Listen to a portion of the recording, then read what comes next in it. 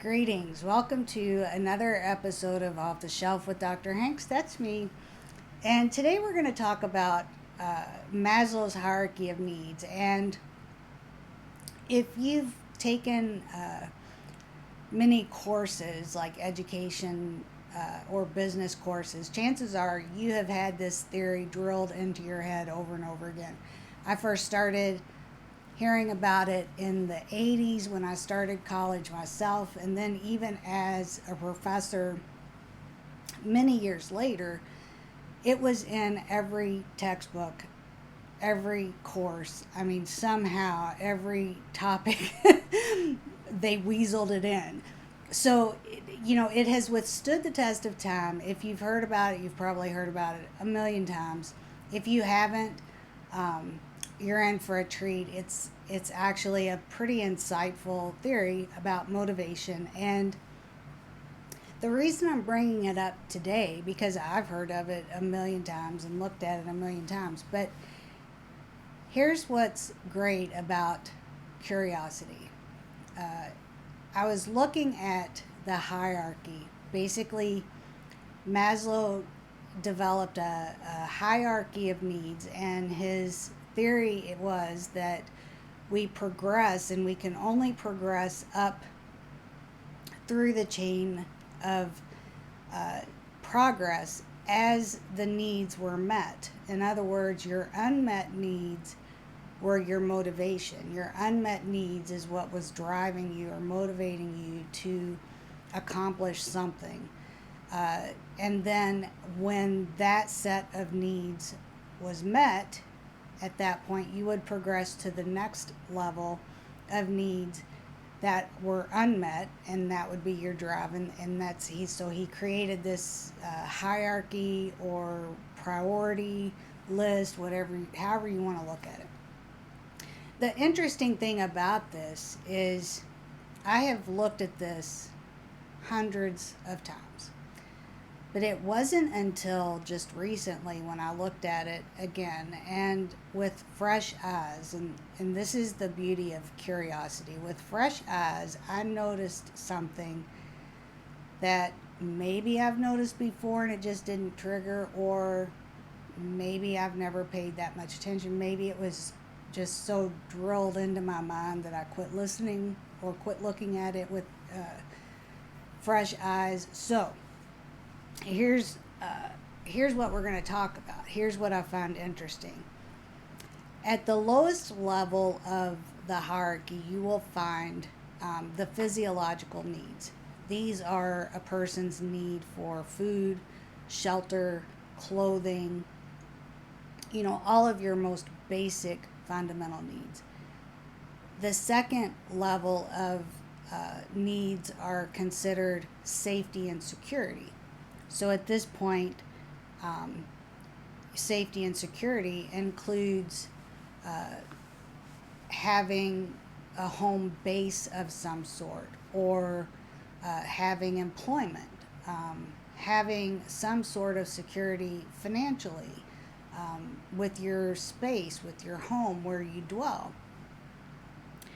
And then the third level of the hierarchy is love and belongingness, which includes your circle of friends, family, connection, groups where you feel you belong and you're connected. The fourth category was self esteem. This is where your confidence and your self respect and your command for respect from others comes into play. And then the last level of needs in his hierarchy is self actualization, which is basically your drive to fulfill your purpose in life, whatever your life purpose is, um, whatever your story is. This is what drives you to become your highest potential, your best self. Now, there are a ton of things about this theory that people have debated on for years. And so, for that reason, first of all, he initially said you can only go up the scale, you can't drop back down. Well, he must have never lost his job or gotten COVID. I mean, there were a lot of things can happen in life that cause a person to go up and down the scale. And I think he realized that later and made an amendment, or kind of changed his theory as he progressed.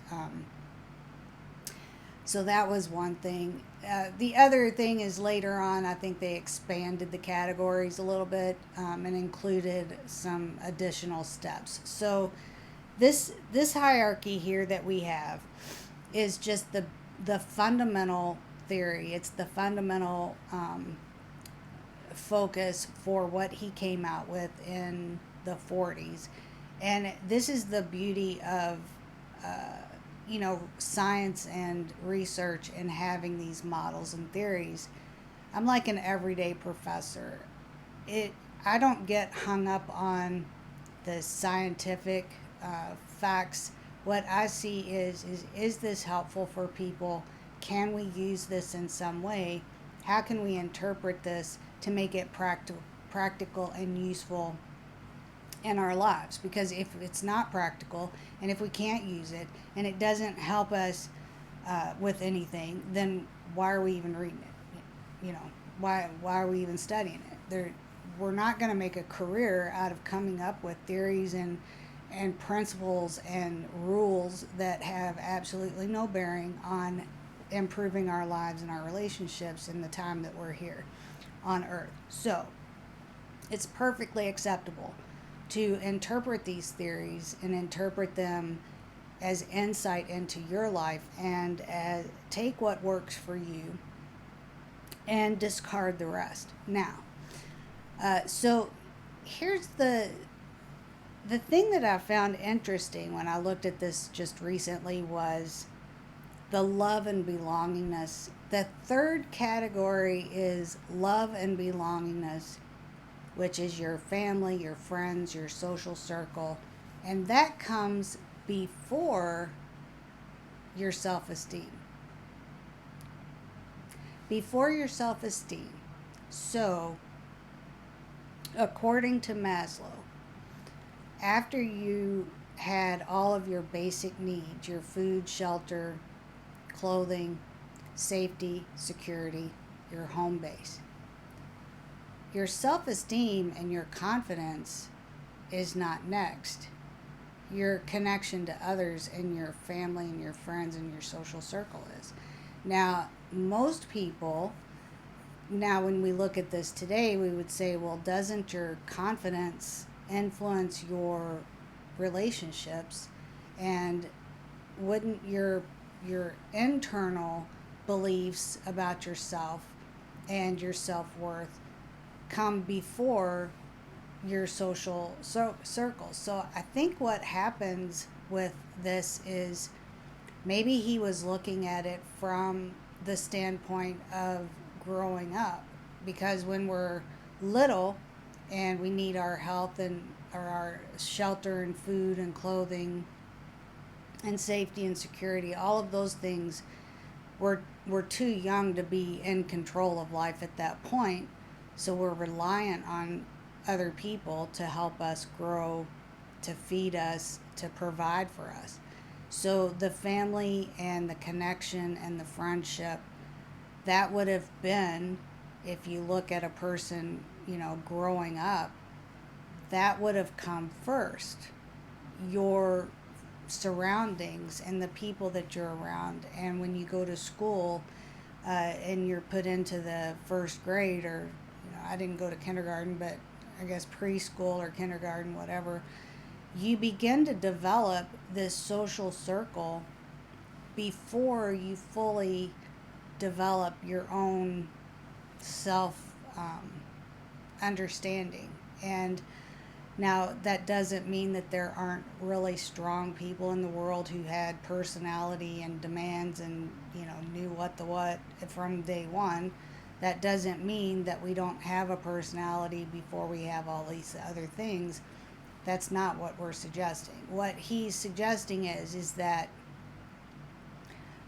once you have those fundamental needs met and having those social connections comes before your your development of self and self-confidence and beliefs about yourself. So that would have made that come first in the list of things that we need when we progress. And that once you have all of those things in place, at that point, you're already in school, you're already in family, you're already in your home base, you're already surrounded by whoever, um, is going to be in your life at that point in time. You already have all of that. So now what you do as you grow and progress is you pick up those pieces, start putting them together, and then you form your understanding of who you are and how you fit into all of these things around you. So it's not the other way around, according to this.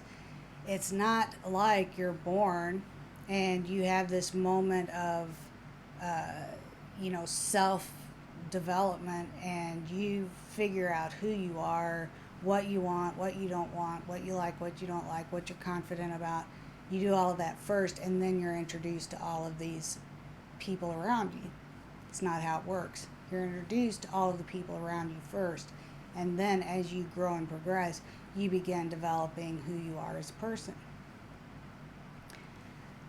The reason, or one of the reasons I found this so fascinating this week, is I think that anyone who has tried to go through a significant change, whether that is, a personal growth, uh, an addiction, recovery from addiction, marriage, divorce, any of these things, any of these major transitions in life, one of the things that will determine your success is who you surround yourself with. For example, with AA, they're going to tell you at AA that if you want to stop drinking, you cannot live and be around 24/7 other people who are drinking. And that's very difficult to recover and to do when that's your surroundings. So that's the example. Um, if you're around people who are not supportive of your endeavors, if you're around people who are not complimentary of you, those are going to be things that affect how you view life and how you approach the changes that you want to make. So if you're feeling a lack of confidence, if you're struggling to feel your self-worth, if you're struggling to make progress in a particular area that is important to you, it might be very helpful to examine your surroundings. Examine who are the people that you're around, who are the people who are in your life supporting you, and what kind of support system do you have in place in order to achieve these goals. And if you don't have the support system in place to achieve these goals, then maybe you need to, uh, you know, find your people. That is kind of the main takeaway of this is find your people. Find the groups of people that you feel good about being around. Find the groups of people that help you grow and excel in the areas that you're interested in growing and excelling in. Find the people to surround yourself with who are already making the changes that you want to make, so that they can guide you and help you, and you have a role model or somebody to look up to. Okay, stop this one.